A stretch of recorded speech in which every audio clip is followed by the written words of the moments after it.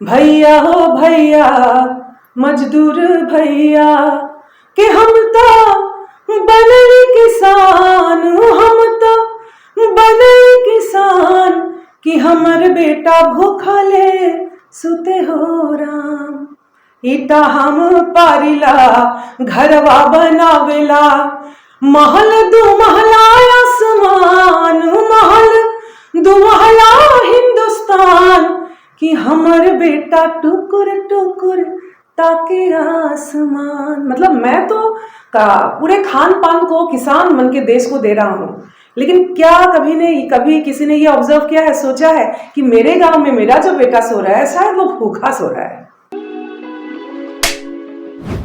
First of all welcome to our channel और बहुत बहुत स्वागत है आपका। सबसे पहले जो कॉन्सर्ट होने वाला है फोक एक्सटेसी क्या है और ये एक रेगुलर फोक कॉन्सर्ट से कैसे अलग होने वाला है, थोड़ा सा अगर हमारी ऑडियंस को बताया आप इस बारे में। सभी को नमस्कार।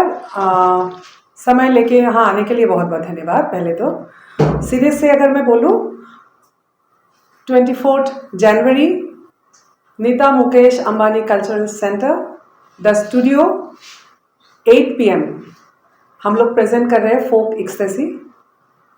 सिंस नाम से पता लगता है ये रूट म्यूजिक के जो हमारी सांस्कृतिक परिचय है, हमारी जो कल्चरल हेरिटेज है, उसके इर्द गिर्द घूमता हुआ ये म्यूजिकल कॉन्सर्ट रहेगा।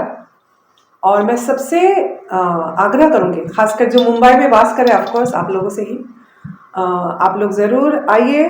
और क्योंकि आसाम से होने के बावजूद मैं ज़्यादातर यूपी बिहार के लोक संगीत में या फिल्मी इंडस्ट्री में मैंने ज़्यादा काम किया है। बहुत सारे ऐसे जो मुझे दीदी कह के संबोधन करते हैं, आप लोग बोलते रहते हैं कि आपसे सीखना है, आपसे सीखना है। तो खासकर मुंबई में जो संगीत को सीरियसली सीख रहे हैं और बहुत बार मुझसे गुजारिश की आप लोगों ने कि सीखना है, उन लोगों से मैं बोलना चाहती हूँ कि 8 बजे 24 जनवरी को NMACC में स्टूडियो में ज़रूर आए और उसको अनुभव करें। तो फोक एक्सटेसी एक्चुअली भारतवर्ष जो है, भारतवर्ष की संगीत की अगर बात करें, इट्स नॉट ओनली बॉलीवुड और हिंदी म्यूजिक इंडस्ट्री। अलग अलग बोली है हमारे देश में, अलग अलग प्रांत में अलग अलग कल्चर होते हुए भी हम सब एक समग्र एक भारत है, लेकिन उसमें विविधता है। असम या नॉर्थ ईस्ट के अगर 8 राज्यों को देखेंगे, वहाँ भी अलग अलग बोलियां हैं। असम में ही बहुत सारी बोली है। और उस दिन हम लोग कोशिश करेंगे 90 मिनट के ये सेशन में कुछ प्रांतों को, पूरे भारतवर्ष को तो समेट नहीं पाएंगे, 7-8 अलग अलग भाषा और बोलियों को प्रस्तुत करेंगे। बट सिंस NMACC एक ऐसा प्लेटफॉर्म है, आज नीता मुकेश अंबानी कल्चरल सेंटर को बहुत बहुत धन्यवाद देना होगा। फोक को एक सम्मान सहित अलग अलग जो म्यूजिकल जॉनरा है, फोक को एक सम्मान देने का वो प्लेटफॉर्म है और एक ग्लोबल प्लेटफॉर्म है NMACC। तो बहुत उत्सुक हूँ और मैं चाहूँगी आप सभी लोग ज़रूर पधारें। जैसे मैंने कहा कि बहुत सारी बोली, बहुत सारे खान पान अलग है, हमारे पोशाक अलग है, विविधता में एकता जो हमारे देश के लिए कहा जाता है, और उसको कंटेम्पररी समय काल में उसको जीना हम लोग जीते हैं। Actually folk music is not only about कि मैंने एक सॉन्ग प्रस्तुत किया, वो अनुभव नहीं रहेगा उस दिन।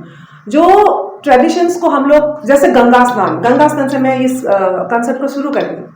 बट गंगा स्नान की महत्व साउथ इंडिया में भी जितना है, नॉर्थ ईस्ट में उतना ही है, बंगाल में उतना ही है, महाराष्ट्र में भी उतना ही है। बट इस गंगा स्नान को मैं प्रस्तुत करूंगी भोजपुरी भाषा में, भोजपुरी बोली में। भिखारी ठाकुर जी ने किस तरह से गंगा स्नान को ऑटोबायोग्राफिकल राइटिंग में उन्होंने कैसे लिखा। यहाँ गंगा जी जो है वो लिसनर है, वो सुन रही है। और एक इंसान पूरे जीवन काल में जाने अनजाने हम लोग बहुत सारे कर्म करते हैं, बहुत सारे ऐसे कर्म होते हैं अपने माँ बाप के प्रति, अपने परिवार के प्रति जीवन काल में, जो मन में ऐसा एक ग्लानि भाव होता है ना, गिल्ट लेके हम लोग जीवन को आगे पार करते हैं।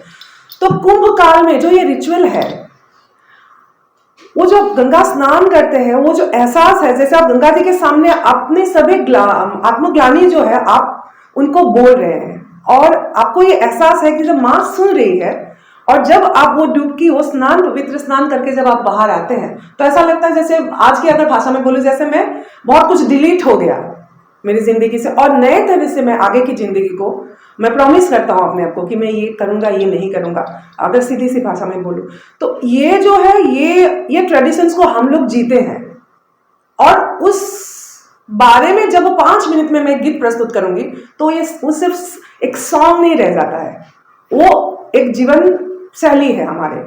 तो एक उदाहरण ये है, उस तरह से कितनों को पता होगा, आई डोंट नो, सती बेहुला या सती बिहुला बिहार में पता है, असम में पता है, बांग्लादेश तो अभी भी जीवंत है, और बंगाल, ये सब एरिया में सती बेहुला की जो गाथा है, जहां माँ मनसा के इर्द गिर्द ओजावली ट्रेडिशन में गाया जाता है आसाम में।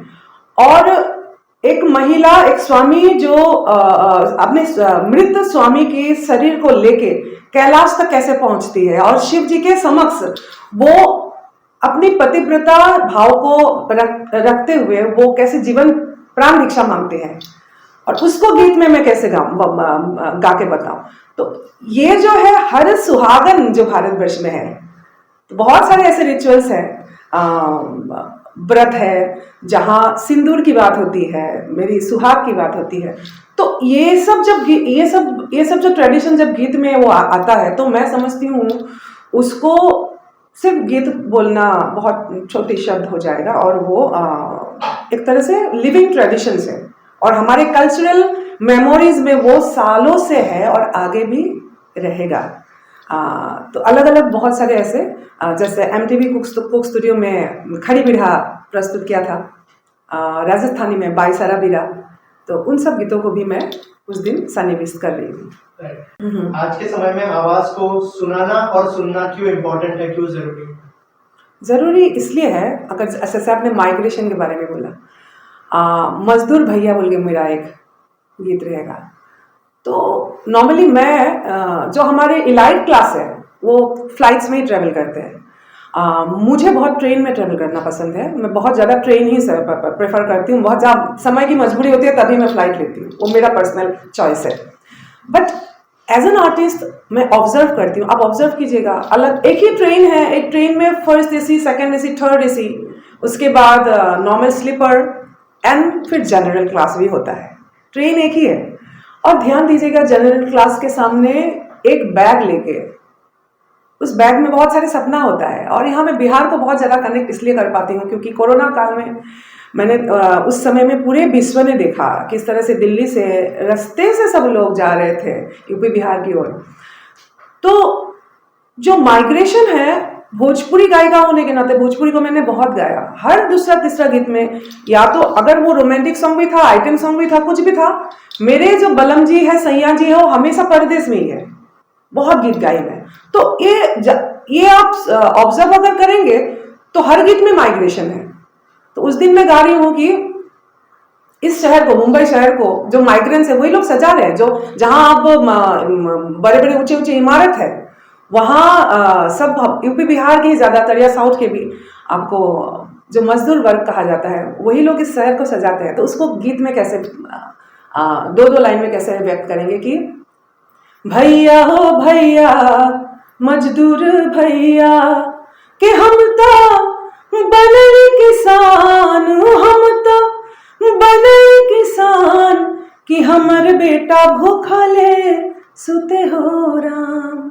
ईटा हम पारिला घरवा बनावेला, महल दो महला आसमान, महल दो महला हिंदुस्तान कि हमर बेटा टुकुर टुकुर ताके आसमान। मतलब मैं तो पूरे खान पान को किसान मन के देश को दे रहा हूँ, लेकिन क्या कभी किसी ने ये ऑब्जर्व किया है, सोचा है कि मेरे गांव में मेरा जो बेटा सो रहा है शायद वो भूखा सो रहा है। मैं तो पूरा महल दो महल ऊंचे ऊंचे इमारत बना रहा हूँ, बिल्डिंग बना रहा हूँ, लेकिन मेरे घर में मेरा जो बेटा है वो खुले, उसके ऊपर छत नहीं है, वो खुले आसमान को ताक के देख के सो रहा है। तो आई थिंक संगीत में ये जो ऑब्जर्वेशन है, एक दूसरे से बात करना बहुत जरूरी है। एक ही देश है लेकिन भारतवर्ष में देहात की भारत क्षेत्र और इलाइट के जो इंडिया है, भारत है, उसमें गैप है। तो उस गैप को ब्रीच करने के लिए इस तरह की संगीत की बहुत ज़्यादा आवश्यकता है, इसलिए सुनना ज़रूरी है। फोक एक्सटेसी भूपेन हजारिका जी और जो भिखारी ठाकुर जी है उनको कैसे श्रद्धांजलि देने वाला है इस concert? This is very personal because मैं असम से भारत रत्न से सम्मानित प्राय भूपेन हजारिका जी के समाज परिवर्तन के गीतों को सुन सुन के बड़ी हुई हूँ। मतलब यहाँ मैं मनोरंजन के दृष्टि से संगीत नहीं है। सो दोनों को सम्मान देना मेरे लिए ये इम्पोर्टेंट था। जब मैं निकली थी 2001 में मुंबई के लिए, तो आसाम से निकली और कालांतर में यूपी बिहार के संस्कृति मेरे सामने आया और भूपेन हजारिका जी को खोजते खोजते वहाँ भिखारी ठाकुर जी के समाज परिवर्तन के गीतों से मेरा परिचय हुआ। तो मैं समझती हूँ आज के युग में भूपेन हजारिका, आज के युग में भिखारी ठाकुर कहाँ है और उनको ढूंढना ज़रूरी है, या उनके जैसे लेखनी को आगे बढ़ाने की इम्पोर्टेंस है। इसलिए दोनों गुरुजनों को फोक एक्सटेसी सम्मान देंगे और गंगा बहती हो क्यों जैसे गीतों के द्वारा हम उनको याद करने की, नमन करने की प्रयास करेंगे।